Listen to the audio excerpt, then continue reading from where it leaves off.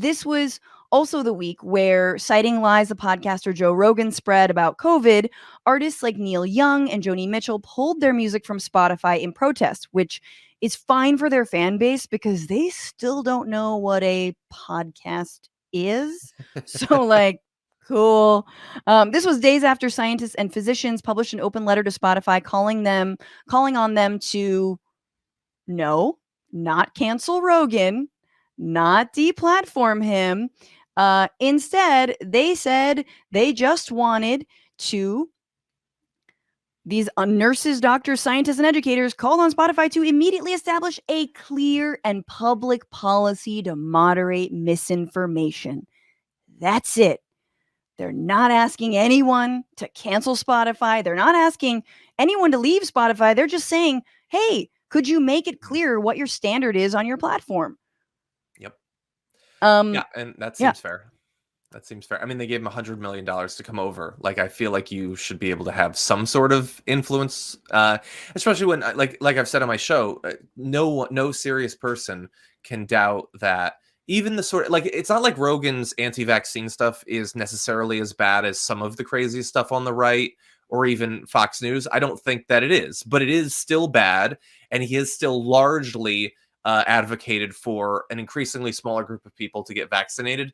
That has consequences. I don't think any serious person can doubt that, whether we're able to point to a particular casket and say that person died because they listened to Joe Rogan. There are some people who died because they listened to Joe Rogan. Yeah. And I don't want him to be banned or whatever. I just wish that he would take his position a little bit more seriously, or that the audience would care that he doesn't. I wish that there was a social answer to this.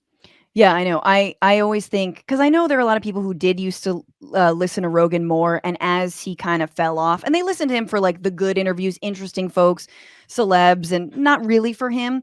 But as he started to, like, platform Gavin McInnes for like the third time and started to say more ridiculous things, they fell off. And I'm like, why aren't there more like, I used to listen to Rogan's? And then I'm just like, oh yeah, because the more you listen, I think the more you're just in it. You know what I mean? You fall down that well, the rabbit hole. And I do think there's a fair amount of, I used to listen to Rogan's, and that's fine. And I would beg to differ. Like, I don't listen, but even the people who critique now have listened to Rogan. They know what he's saying. They know that he's fallen off and that he's gone far to the right. A little bit more on this.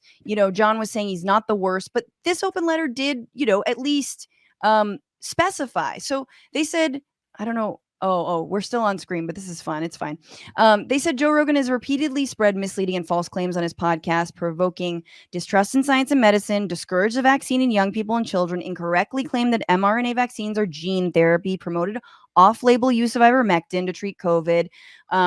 He hosted Robert Malone, who was suspended from Twitter for spreading misinformation about COVID-19, on and on and on. Malone is one of two recent Joe Rogan Experience guests who compared the pandemic to policies during the Holocaust.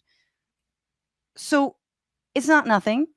And some folks are choosing with the hashtag buy Spotify or cancel Spotify or just leaving. They're stopping their subscriptions to the service.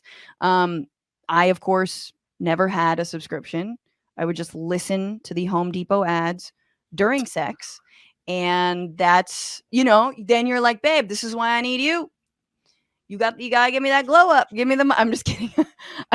To be real, I used to listen to Spotify and I got so mad at the commercials that instead of buying it, I just bought Apple instead. I was like, I'm mad at you and I'm punishing you by buying you. But so now it has had somewhat of an effect. So Spotify shares dropped by 12% after Neil Young demanded his songs be removed from the platform, and a number of people have jumped ship.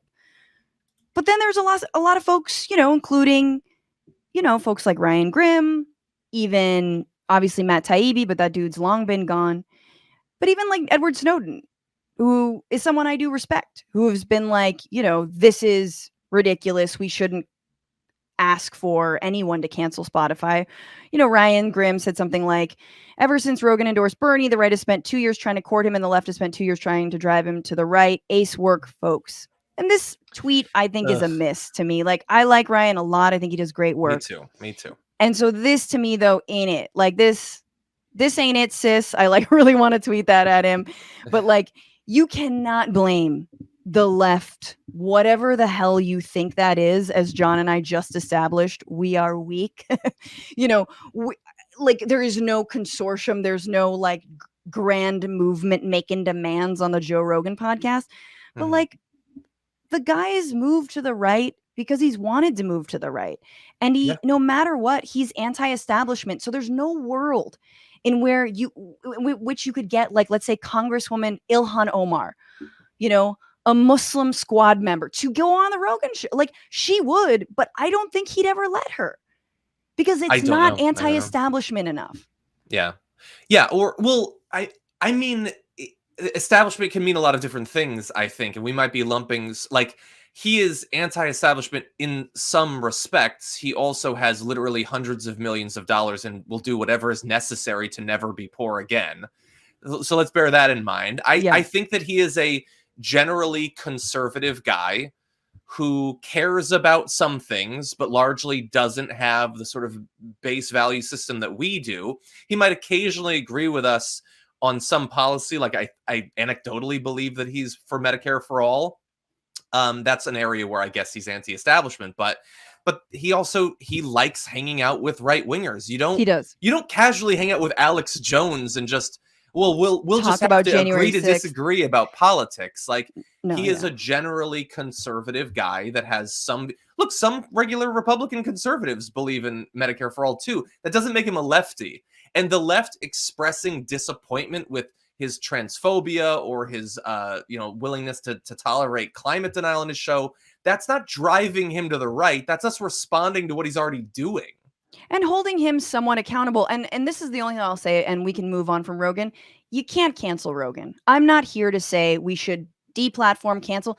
The guy's got a huge following. He will find a way, right? Mhm. And Spotify sure as shit is not going to let go of their cash cow. Speaking of cows and their impact. You I can blame someone's them. cow, Mr. Joe, and you're doing well for them. So they're not, I don't think he's toxic enough for them Mhm. to let him go. And I also think it is worthwhile to still try and get someone like Ilhan Omar to go on his show. Why not? Try and see if you can call him out on his shit and get people of other stripes and other perspectives. But Mhm. I tell you right now, we are not going to achieve that. We're not going to be able to pull him to the left, so to speak. But at the same time, he's still around. We can't wish him away. It's about, as I always say, with like sectarians and crazies who used to infiltrate our political meetings back in the day, you got to out organize people. You got to Mhm. try. What's going on, Frantifa? If you haven't already, subscribe to this channel right now. Hit that button. And also, you can become a patron and support the show every single week. Get access to bonus episodes and exclusive merchandise. Patreon.com/bitchuation room. Do it.